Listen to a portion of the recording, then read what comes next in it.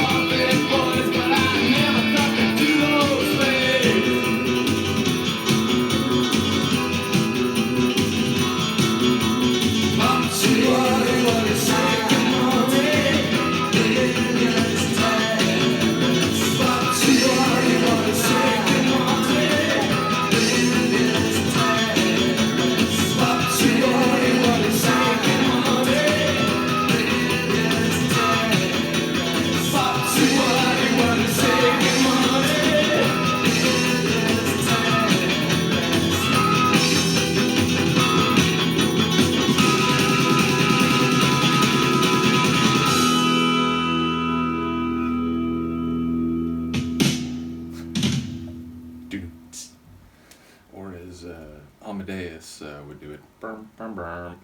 Absolutely amazing. Like, that's, again, it had some post-punk vibes, but also some synth rock vibes. It, you know, it felt like that transition between the late 70s and the early 80s.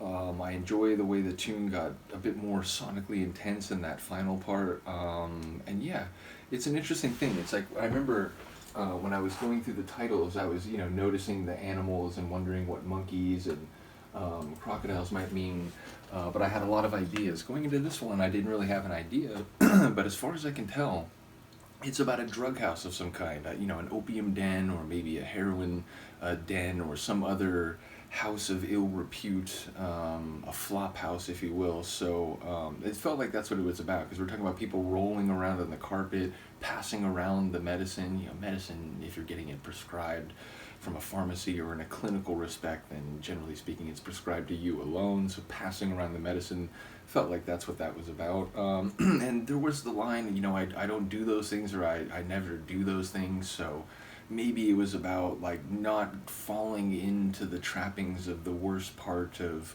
you know, addictive behavior, or you know, some of the most unfortunate aspects of, you know, society.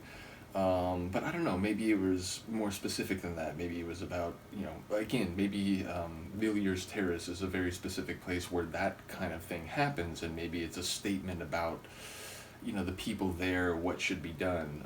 But, you know, taking it to a larger level, that's what it felt like on some level. It was about the use of drugs by people who were sort of, you know, removing themselves from society and secluding themselves together among like behaviored, if not necessarily like-minded folks. So maybe I'm way off base there. Do let me know. Once again, shout out to Amber. And yeah, I think we're a bit more than halfway through now, so a few more songs to go, and then we'll be on to the next album. But yeah, once again, do let me know what you think. I will see you next time. Peace.